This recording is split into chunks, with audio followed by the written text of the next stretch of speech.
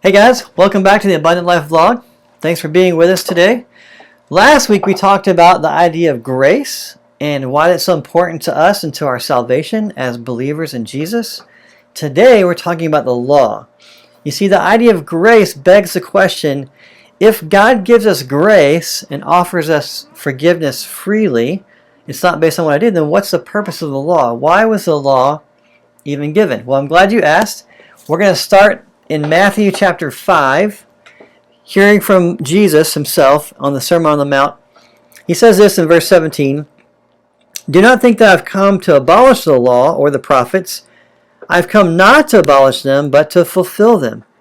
I tell you the truth, until heaven and earth disappear, not the smallest letter, not the least stroke of a pen will by any means disappear from the law, until everything is accomplished. Anyone who breaks one of the least of these commandments and teaches others to do the same will be called least in the kingdom of heaven. But whoever practices and teaches these commands will be called great in the kingdom of heaven. For I tell you that unless your righteousness surpasses that of the Pharisees and the teachers of the law, you will certainly not enter the kingdom of heaven."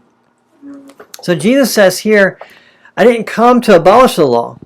I didn't come to get rid of it. I came to complete it. I came to make sure everything was accomplished that were set in motion by the law. Now what is the law? We often talk about the law in terms of like the Ten Commandments and things that God tells us to do and not to do. You don't steal, you don't kill, you don't lie, you don't use the Lord's name in vain. These are all things that you read about in the Ten Commandments. In fact, the first 5 books of the Old Testament, or the Hebrew Bible, are called the law, or the Torah. And so there are many laws that are encompassed in how God had orchestrated what it looks like for us, or His people, to be in relationship with Him. Now we see that in other areas of our own culture. Probably the most common is the covenant of marriage. In fact, we have a symbol of that covenant with a wedding ring.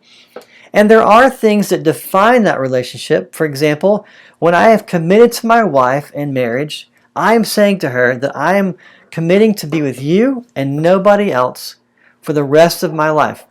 I'm going to love you, and I'm going to serve you, and I'm going to choose you and no one else. And so that's a covenant relationship that we establish together, my wife and I.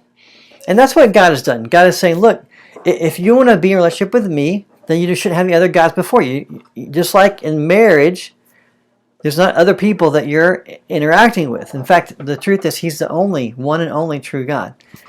It also talks about how our relationship with other people, God's expectations for how we treat each other, is also written into that covenant with Him, because His desire is for us to love Him and to love others. So we have the law, and Jesus said, look, I didn't come to abolish the law, although as you read through the New Testament, I think there are people who thought that's why Jesus came. It seemed like He was changing things around the Sabbath and different things that were really held dearly to the people that time. But what we discover is a lot of the things that they held dearly were more traditions as they tried to understand the law. They looked at things like the Sabbath, and God said to rest and keep it holy. But the people had created all these laws around what that means and what that looks like. You can't walk more than a mile, and you can't carry more than the weight of 2 figs. And you can understand people trying to, well, what does that mean? What does it mean to rest? At the same time, it kind of became really cumbersome, especially for most of the common people, to carry those things out. And so Jesus said, no, look, you're missing the point. Let's get back to the heart of what it means to be in a relationship with God, to love Him and love others. And that's why these laws were given. I didn't come to abolish them. I came to accomplish them. Now, that's a really interesting statement, to accomplish them. What does that mean? Well, let's look at Romans chapter 3. Romans 3,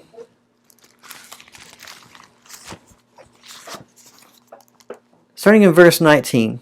It says, "Now we know that whatever the law says, it says to those who are under the law, so that every mouth may be silenced and the whole world held accountable to God.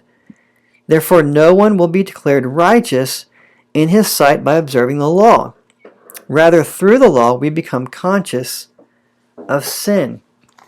The law makes us aware of sin. What is sin? Does it mean to break God's commands? What does it mean to do something that separates us, that breaks that covenant relationship we have with God? And so the law points to that and says, look, this is sin. This causes that brokenness in our relationship with God. And it says here that no one's going to be declared righteous by the law. In other words, you and I, we aren't capable of keeping the law completely or perfectly. And you can see that pretty easily, even just looking at the Ten Commandments. As you look through, don't steal, don't lie. You go, oh, well, I've already broken those. You know, I've taken something from my brother or a neighbor, and I know I've told a lie before, and so I'm in trouble. You know, I've already messed up. And so there's already that broken relationship with God and this covenant that we have with Him because we've done things that are called sin, that are breaking the law.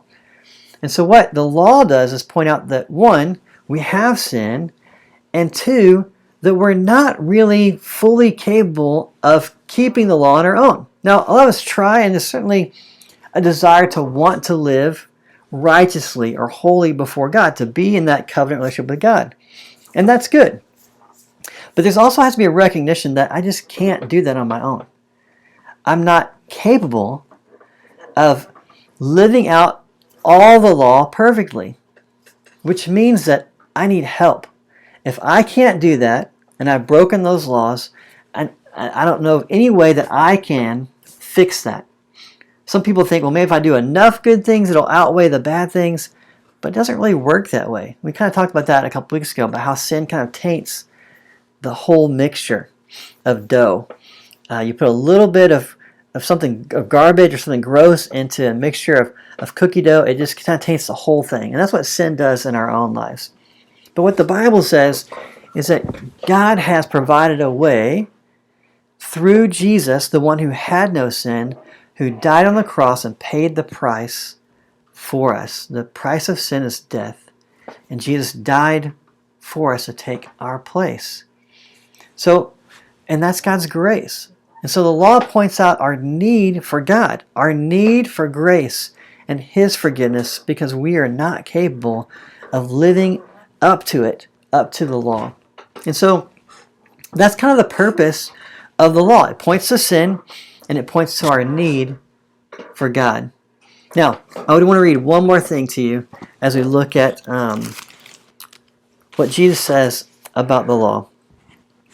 Matthew chapter 22, verses 37 through 40. It says, "Love the Lord your God with all your heart, with all your soul, with all your mind. This is the first and greatest commandment. And the second is like it, love your neighbor as yourself.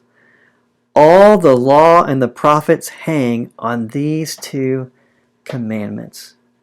So here it is. All the laws were given to help us do these two things. Love God with all that we are, all our mind, heart, soul, and strength. And then love our neighbor as ourselves. This is what the law points to. This is why God created the law, for us to grow in understanding what it means to love God and to love others. Well, hey friends, I hope this is helpful. I hope it helps explain the law and the purpose of the law. Please don't hesitate to drop any questions or comments below here on the video. Thank you for liking the video. Thank you for sharing and subscribing to the channel. Hopefully you're getting a lot out of this, and hopefully there are other people that you know that can gain something from this. It's been really fun to be a part of this with you. Love you guys, and I'll see you next time.